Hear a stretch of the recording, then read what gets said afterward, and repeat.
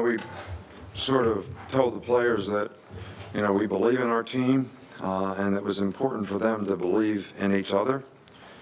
But there's a responsibility that goes with that belief in terms of being accountable to do your job, play with discipline, try to play with the kind of toughness and physicality that we want to play with as a team, and eliminate, the my bads that have been really critical in us being successful. And I thought the team did a fantastic job of that in the second half.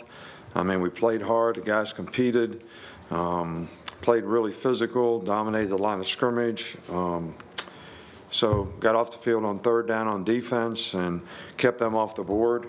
So I was really proud of the way the team played in the second half. First half, we got 1st and 1 at the 1 and snap the ball before the snap count, lose a bunch of yards, take points off the board. So those are the kind of things, to me. We had another touchdown today that was called back because of a penalty. That's the 5th one this year. So, I mean, those are the kind of lessons that we want to continue to teach our team so that we can continue to improve and get better, and they can develop the kind of confidence and trust in each other and themselves so that, we can play better, and we can, play better week in and week out and do it every game that we play. So, but man, guys played hard, competed hard. These guys are hard to play against. They do a lot of formations, a lot of motions. Thought our guys did a pretty good job of adjusting to it in the game, and especially did a good job in the second half. So really pleased. I thought Jalen played really, really well.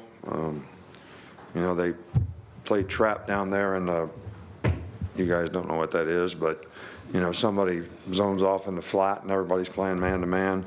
Something we do, something Pete does, and got fooled by that when he threw the interception. But other than that, I thought he really played well.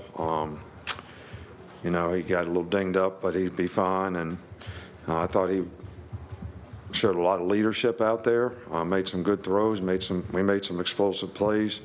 So we got to continue to try to create opportunities for our players down the field. We'll start over here with Jake Kelly. Yeah, Jalen's turnover was in the first half for this game, and Texas A&M last year, his turnovers were in the first half. What has stood out about his ability to respond to adversity and keep playing? Well, I think that's the one thing that, guys learn. I think, if you ask him, he'd probably say he got a little bit affected by the first interception in the Texas game. But you have to learn that you have to go play the next play. You can't let one play lead to several bad plays. And as much as, you're a point guard, so you can't turn the ball over. And you got to get assist. And if you have one turnover, don't let it lead to 2, and just keep executing and believing and trusting in what you're doing so that you can continue to distribute the ball where you need to, which I think he's growing and done a really good job of that. There were 3 consecutive plays in the third quarter that the team showed a lot of toughness. Jalen standing in the pocket, took a big shot, throws a touchdown. Ty runs through a face mask, 2-point conversion. And then Jam, even though he got kicked out of the game, has a big hit that sort of energizes the sideline. In terms of competitive character, did that set the tone? Yeah, I think the momentum of the game and those course of the plays that you described right there, really shifted for us. The energy went up, and I think that was demonstrated by how we continue to play the rest of the game. So I'm always happy to see guys make those kind of plays. Back on the right with Charlie. Coach, we saw Deontay Lawson leave in the second quarter. Do you have an update on him? Yeah, he's got a sprained ankle. He's going to be day-to-day.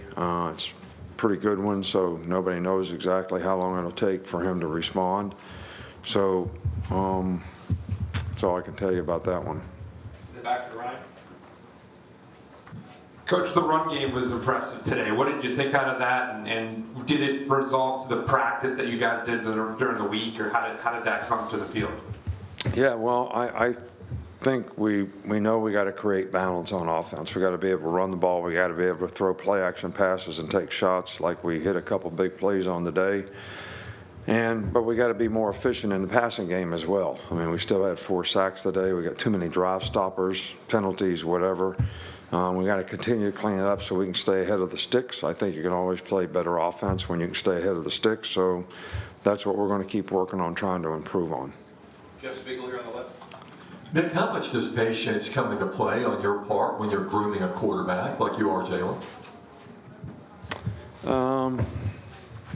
I think you have to take advantage of the lessons, and, I meet with the quarterbacks on Sunday, I meet with them on Thursday, and I just have some things that, okay, here's what you really did well, and here's some things I want you to look at, whether it's footwork and how you're setting up and how it affects your accuracy, what maybe the other team plays or does. So you're really just trying to teach, and I think you want to try to teach in a way that's going to impact and affect them in a positive way. And, Jalen's really good about that. I mean, he really wants to learn. He really listens. And, Tommy does a good job with him. So it takes a lot of patience on my part when you score 5 touchdowns and have them called back. So that takes patience too. It takes patience when you're 1st and 1 at the 1 and you don't score a touchdown. That takes patience. So I got a lot of things testing my patience. We'll stay over here with Scott. I'll try.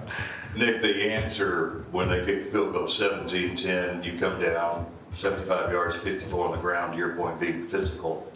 Just thoughts on that kind of capped off the game? Yeah, I think that was, one of the most critical drives in the game. And then we got a couple stops on defense, after that. Changes the game a lot when it's a 2-score game, especially in the 4th quarter. So we were able to pressure the quarterback a couple times on 3rd down and create some situations where they couldn't go for it on 4th down. So, but that drive was the drive that was the difference in the game. Go to Blake on the other side. Yeah, Nick, the way this team played in the second half, did you feel like you learned anything about this group, or did that second half tell anything about you? Yeah, but I also think that they need to learn about themselves in terms of having confidence in what they can do when they do things correctly and how important that is. When they're physical, they compete in the game, they're relentless in their effort and how they, try to dominate their box, and they play with more discipline, and we don't have the negative plays that, we keep sort of shooting ourselves in the foot with too often. So we got to eliminate those, and I think that every one of those are an opportunity to learn. You don't want to waste a failing. You've heard me say that many times before, and how you respond to those things I think are very important. 2 more. Matt, we'll go here next. Did they give you an explanation for that weird thing where it looked like y'all might have been shorted it down? Yeah, that was, I got hot about that one. But, most of the time, the guy that marks the ball, will signal 1st down. He came and marked the ball, and when they put their hand down, it's like it's short. So we assumed that it was short. Called a quarterback sneak, which cost us a down. And we tried to do it fast before they could line up. Well, then, all of a sudden, like right when we're snapping the ball, they're moving the chains. I mean, the chains didn't move until we were snapping the ball. Now, the referee says, I signaled 1st down. I said, well, why didn't the guy spotting the ball signal 1st down? So that was another one of those, when stuff like that happens, the football gods aren't with you because it's just a miscommunication. And we did not think in the press box that the guy made a 1st down. Most of the time, right away, it's 1st down. And then the guy marking the ball didn't signal 1st down. So it's bad on our part. We should have, if we weren't trying to go fast, we would have been able to recover the situation, and that cost us, really. We ended up kicking a field goal. Finish here with Nick. How would you assess the play of both left tackles out there today, Caden and Elijah? I can't tell you that. I mean, you probably had a better seat in the house to watch them play than I did. I'll be glad to tell you on Monday after I watch the film. I think both guys are improving, but I can't really tell you. I don't watch the left tackle every down to see how he's doing. We wanted to play both guys today to see how they did, so we got an opportunity to do that, and we'll evaluate it when we watch the film.